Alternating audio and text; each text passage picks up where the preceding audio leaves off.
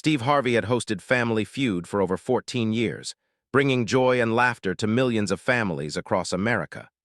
Throughout his tenure, he had witnessed countless heartwarming moments, unexpected surprises, and genuine displays of human kindness that reminded him why he loved his work.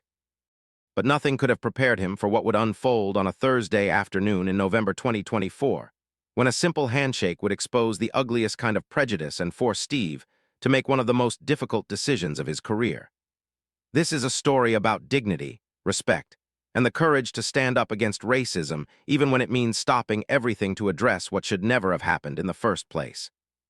If you believe that every person deserves to be treated with basic human respect, make sure to like and subscribe to this channel, because what happened next will show you why some moments matter more than any game or prize.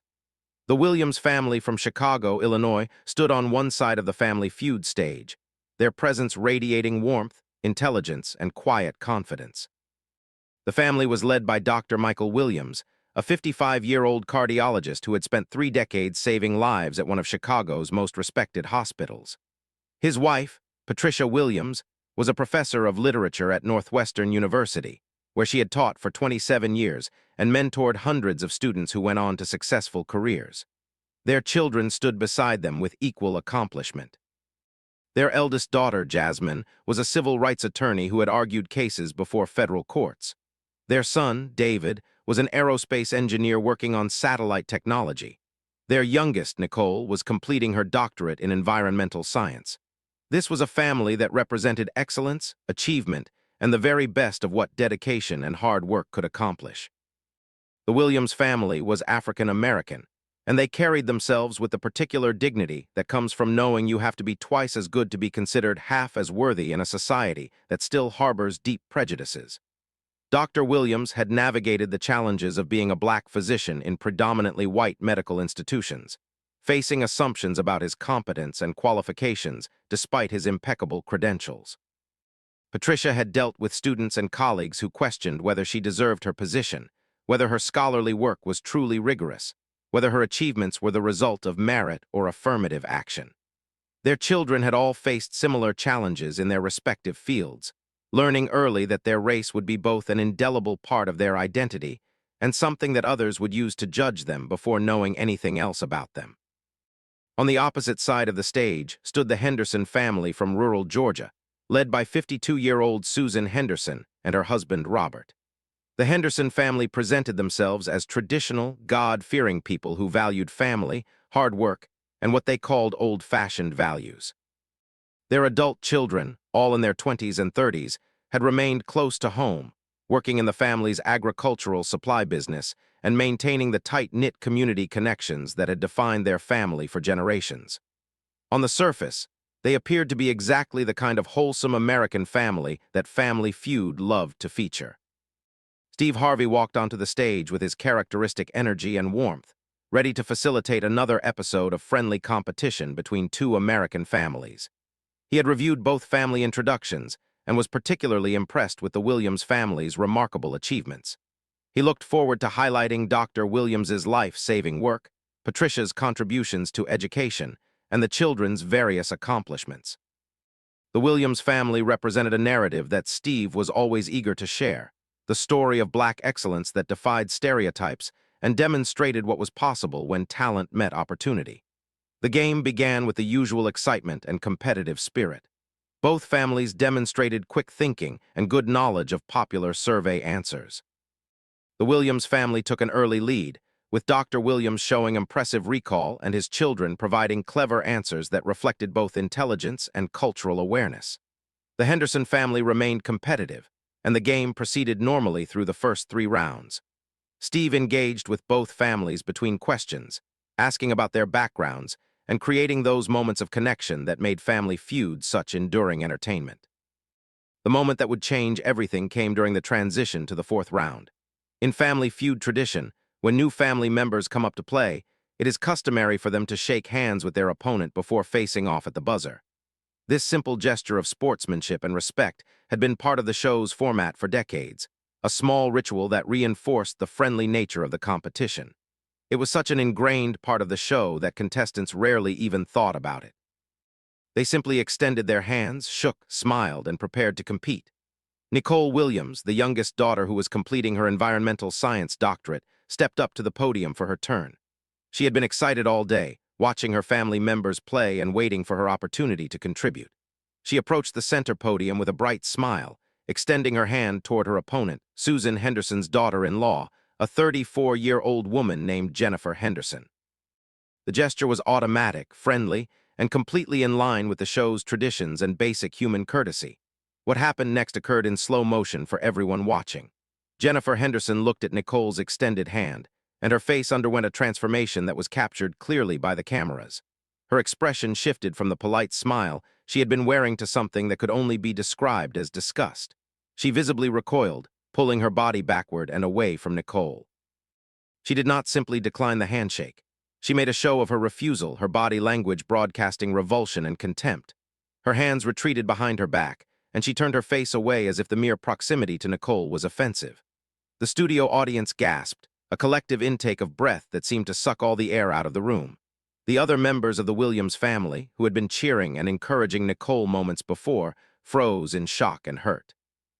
Dr. Williams's face showed a mixture of protective fury and profound sadness, the look of a father who had hoped his children might be spared the racism he had endured, but who knew that hope had just been shattered on national television. Patricia Williams reached for her husband's hand, her own eyes filling with tears. Jasmine and David moved closer to each other, their expressions hardening with controlled anger. But it was Nicole's face that broke everyone's heart.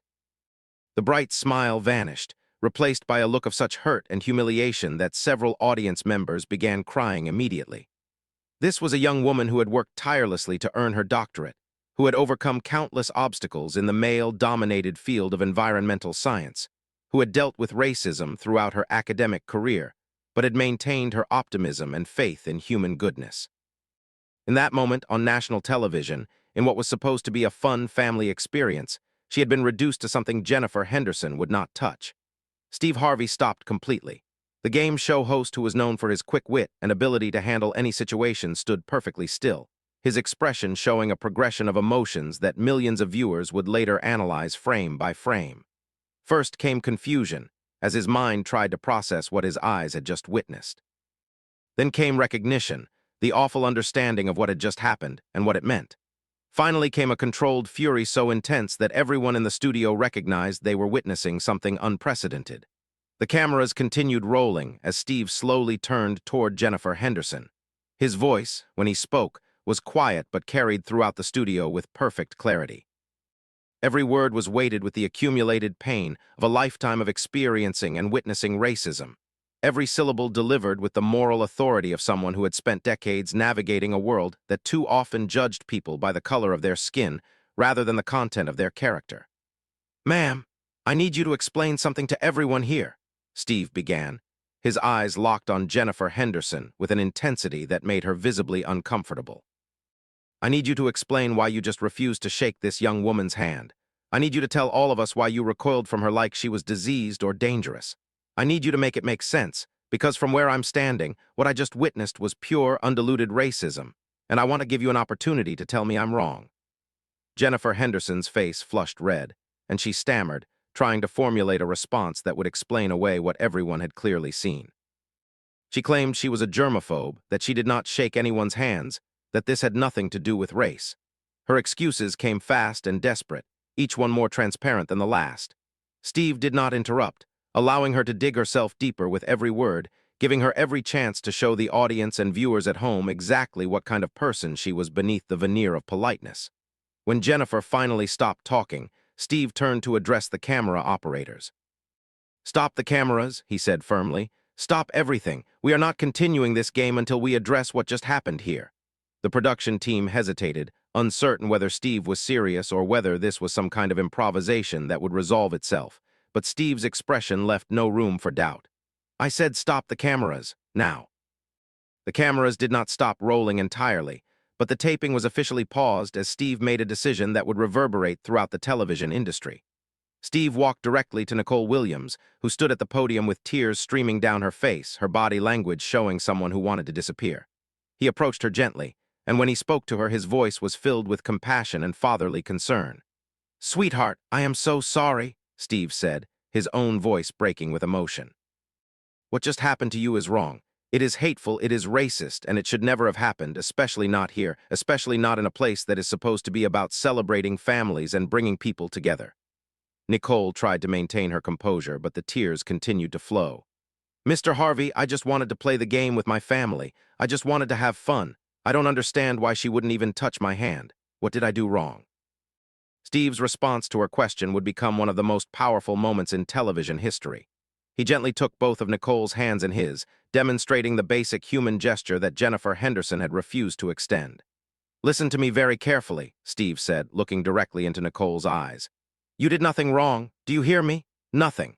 You extended your hand in friendship and sportsmanship exactly as you were supposed to do. The problem is not with you. The problem is with racism, with prejudice, with the poison that makes some people believe they are too good to touch another human being because of the color of their skin. Steve turned to address the entire Williams family, all of whom were now gathered around Nicole in a protective circle. What he said next would be quoted in articles, shared on social media, and studied in communications courses as an example of how to use a platform for moral leadership. Dr. Williams, Mrs. Williams, Jasmine, David, Nicole, I want you to know something. Your family represents everything that is excellent and admirable. You are a cardiologist who saves lives every single day. You are a professor who shapes minds and inspires students. You are an attorney fighting for civil rights and justice. You are an engineer advancing technology. You are a scientist working to protect our environment. Your accomplishments are extraordinary, your contributions to society are immeasurable, and your dignity in this moment is humbling. Steve's voice grew stronger as he continued. What happened here today is not about you.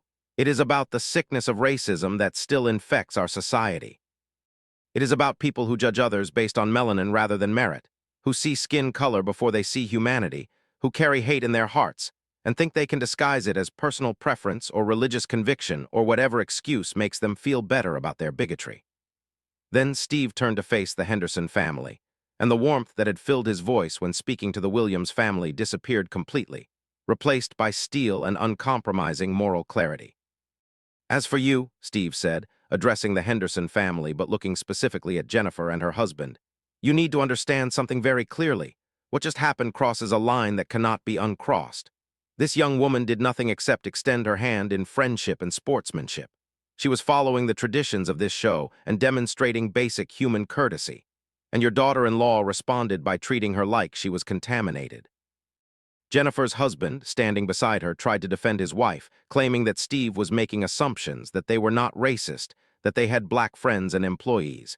His defense only made things worse, revealing the depth of their failure to understand the gravity of what had occurred. Steve raised his hand to silence him. Sir, I don't want to hear about your black employees or your black friends. I want to address the fact that your wife just humiliated a brilliant young scientist on national television because she is black. That is the only possible explanation for what we all witnessed. It was not about germs, because if it were, she would have stated that before approaching the podium and would have refused to shake anyone's hand, including her own family members. It was not about personal space, because she had no problem standing close to everyone else. It was about racism, pure and simple. Steve made a decision in that moment that would have far-reaching consequences.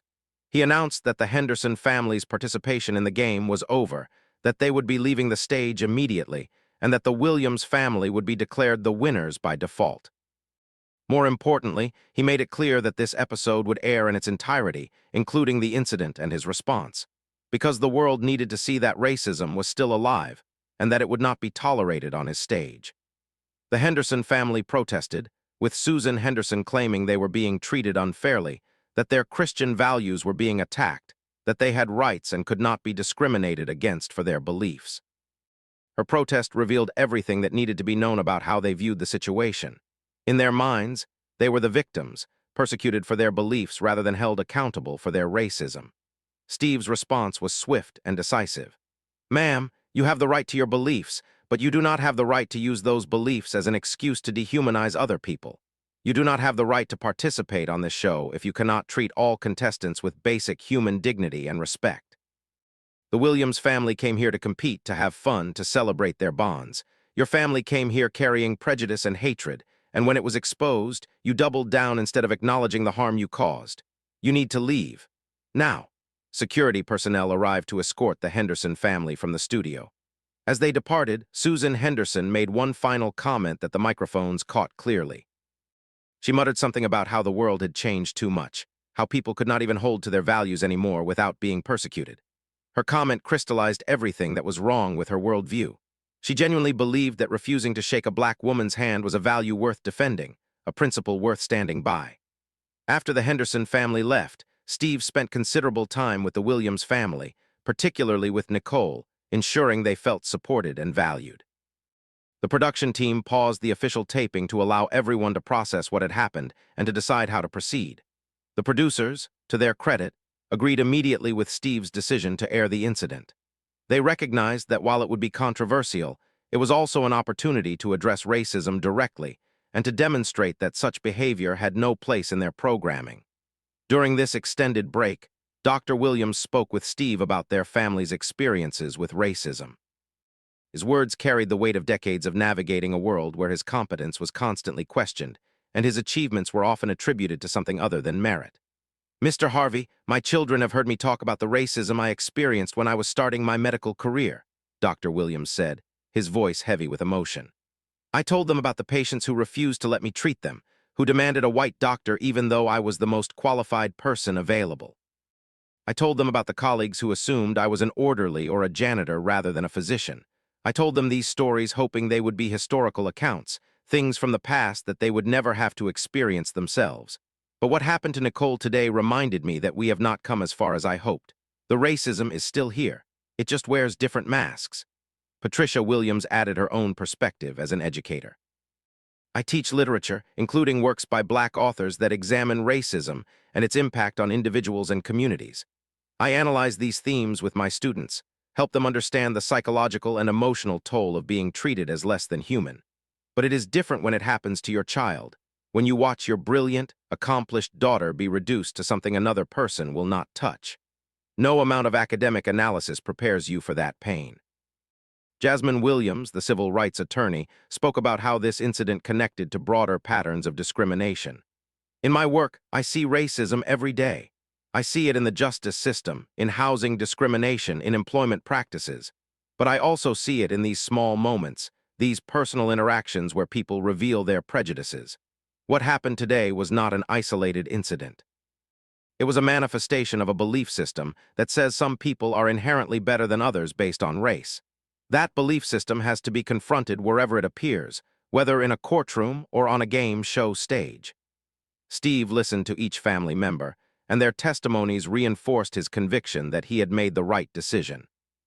He shared with them his own experiences with racism throughout his career, the doors that had been closed to him, the opportunities he had been denied, the assumptions people had made about his capabilities and character based solely on his appearance.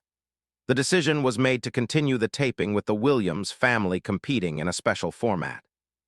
Rather than bringing in another family to compete against them, the production team created a unique episode where the Williams family would participate in multiple rounds of questions, showcasing their knowledge and celebrating their family bonds without the competitive element. Steve announced that all prize money they won would be multiplied, and additionally, he personally would donate to a scholarship fund in Nicole's name specifically for Black women pursuing careers in STEM fields. The remainder of the taping became a celebration of the Williams family and everything they represented. Steve asked each family member about their work and their achievements, giving them a platform to share their stories and their passions. Dr. Williams talked about the importance of diversity in medicine and how having doctors from different backgrounds leads to better health outcomes for all patients. Patricia discussed the value of diverse voices in literature and academia. Jasmine spoke about her civil rights work and her commitment to fighting for justice. David shared his excitement about the aerospace technology he was developing. And Nicole, despite the pain she had just experienced, talked about her environmental research and her hopes for creating a more sustainable future. When the episode aired 3 weeks later, it became the most watched episode in Family Feud history. The network made the decision to air it during prime time with a special introduction that provided context and warned viewers about the serious nature of what they were about to witness.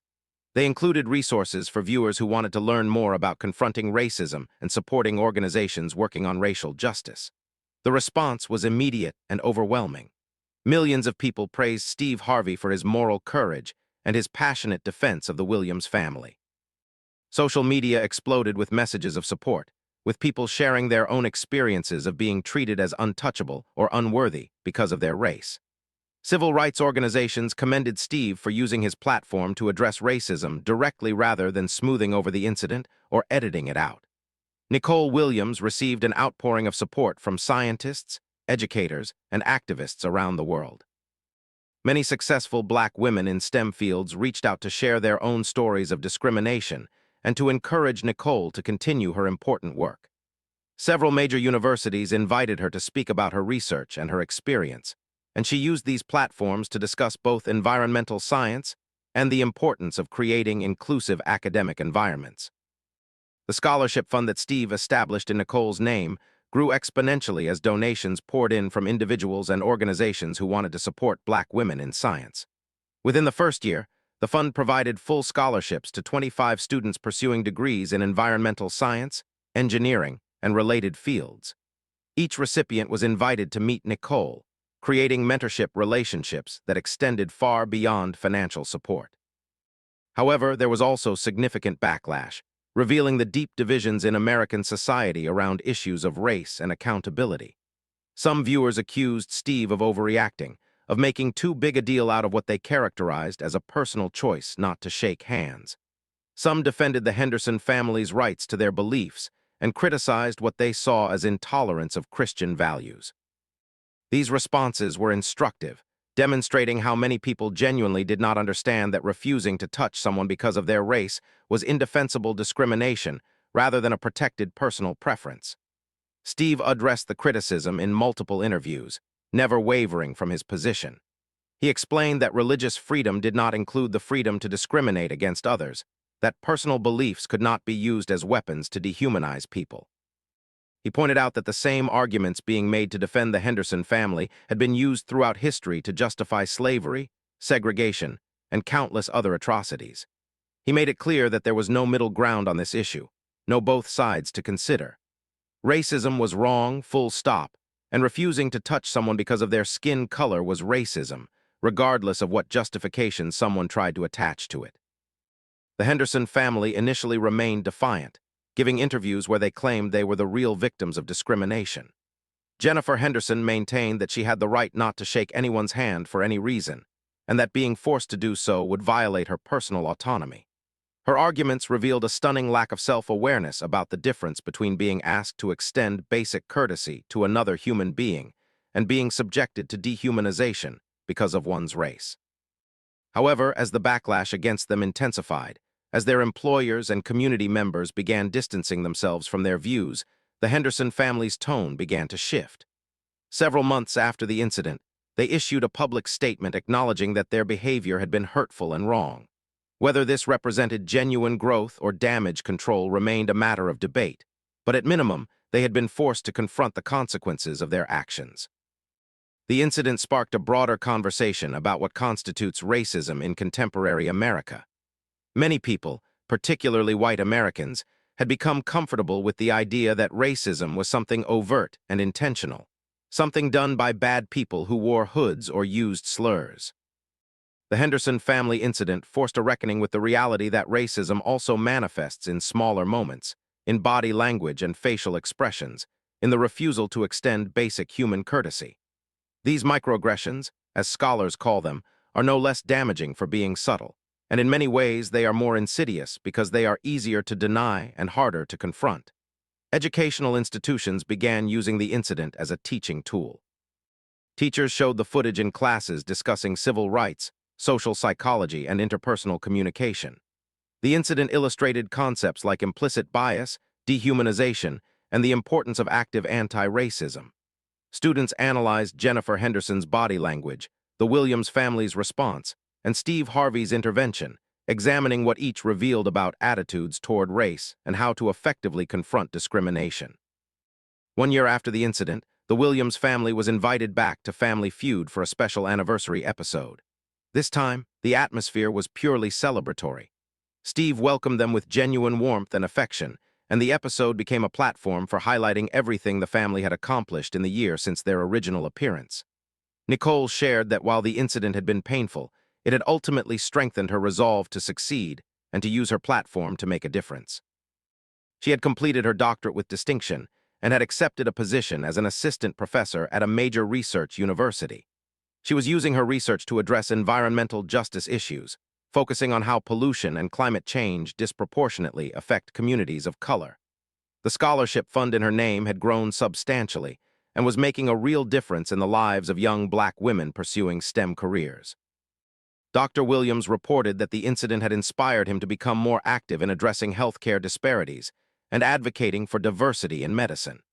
He had started a mentoring program for Black medical students and residents, helping them navigate the challenges they would face in their careers. Patricia had incorporated discussions of the incident into her curriculum, using it to explore themes of dignity, resistance, and resilience in African American literature and culture. The most moving moment of the anniversary episode came when Steve presented the Williams family with a special award recognizing their grace, dignity, and commitment to using their platform for positive change. As he presented the award, Steve reflected on what the incident had taught him about the responsibility that comes with having a platform and a voice. "When that moment happened a year ago," Steve said, "I had a choice. I could have smoothed it over, minimized it, tried to keep the show moving and deal with it behind the scenes. That would have been easier, more comfortable, less controversial. But I looked at Nicole's face. I saw the pain and humiliation she was experiencing, and I knew that staying silent would be its own form of participation in her dehumanization. I knew that every Black person watching needed to see someone stand up and say clearly that what happened was wrong, that it would not be tolerated, that their dignity and humanity mattered more than ratings or comfort or avoiding controversy." The Williams family's story continued to resonate and inspire long after the cameras stopped rolling. The incident became part of a larger cultural conversation about how to confront racism in everyday situations, how to support people who experience discrimination, and how to create a society where every person is treated with the basic dignity and respect they deserve as human beings. 3 years after the original incident, a documentary was produced examining the event and its aftermath. The documentary featured interviews with the Williams family, Steve Harvey, civil rights scholars, psychologists who studied discrimination, and dozens of people whose lives had been touched by the story. It explored the history of dehumanization and the various ways racism manifests in interpersonal interactions. It examined the psychological impact of being treated as untouchable and the broader social consequences of allowing such behavior to go unchallenged. The documentary also highlighted the positive changes that had resulted from the incident. The scholarship fund had grown into a major foundation supporting Black women in STEM fields across the country. Nicole Williams had become a prominent voice for environmental justice and an inspiration to young scientists. The incident had sparked policy changes at several networks regarding how to handle discrimination on set and how to support contestants who experience bias. It had inspired countless individuals to confront racism when they witnessed it rather than remaining silent bystanders. The lesson that emerged from this story was both simple and profound. Racism persists not because of dramatic acts of hatred, though those certainly occur, but because of the accumulation of smaller moments where people are treated as less than human. It persists when someone refuses to shake a hand, when someone assumes incompetence based on appearance, when someone treats another person as untouchable or unworthy. Confronting racism requires vigilance in these everyday moments, willingness to make people uncomfortable by naming what is happening, and courage to prioritize human dignity over social harmony. Steve Harvey's decision to stop the show and address what happened became a model for how to use a platform responsibly. He demonstrated that sometimes the most important thing you can do is interrupt business as usual to address an injustice, even when it is costly or controversial. He showed that defending human dignity is not a partisan issue or a matter of opinion, but a moral imperative that transcends entertainment, ratings, or commercial considerations. The Williams family's grace throughout the ordeal provided a different kind of lesson. They could have responded with anger, bitterness, or withdrawal. Instead, they channeled their pain into purpose, using their experience to create opportunities for others and to advance important conversations about race and justice. They demonstrated that dignity is not something that can be taken away by another person's hatred. but rather something that comes from within and is strengthened by how we respond to adversity. For Nicole Williams specifically, the young woman who had been directly targeted by Jennifer Henderson's refusal, the journey from humiliation to empowerment was profound. She spoke about it in interviews years later, reflecting on how that painful moment had become a catalyst for growth and purpose. "When she refused to touch my hand, I felt small, dirty, unworthy," Nicole said. "But then Mr. Harvey stopped everything to defend me. My family surrounded me with love, and millions of strangers reached out to support me. I realized that what happened said nothing about my worth and everything about the sickness of racism. I also realized that I had a responsibility to use my platform to fight for a world where no young black girl would ever have to question her worth because of the color of her skin." As this remarkable story draws to a close, the ultimate message is one of hope tempered with realism. The incident on Family Feud did not end racism or solve the deep-seated problems of prejudice and discrimination that continue to affect millions of people. But it did demonstrate that change is possible when people with platforms use them responsibly, when families respond to pain with purpose, and when ordinary moments become opportunities for moral clarity and courageous action. The simple act of refusing to shake someone's hand might seem trivial to those who have never been treated as untouchable. But for those who have experienced that particular form of dehumanization, who carry the wound of being treated as contaminated or unworthy of basic human contact, it represents something far more significant. It represents the ongoing struggle for dignity, recognition, and equality. It represents the work that still needs to be done to create a society where every person is valued and respected regardless of the color of their skin. If this story moved you, if you believe that every human being deserves to be treated with basic dignity and respect, make sure to like and subscribe. These are the stories that remind us of both how far we still have to go and how much power we have to create change when we refuse to accept hatred and prejudice as normal or acceptable.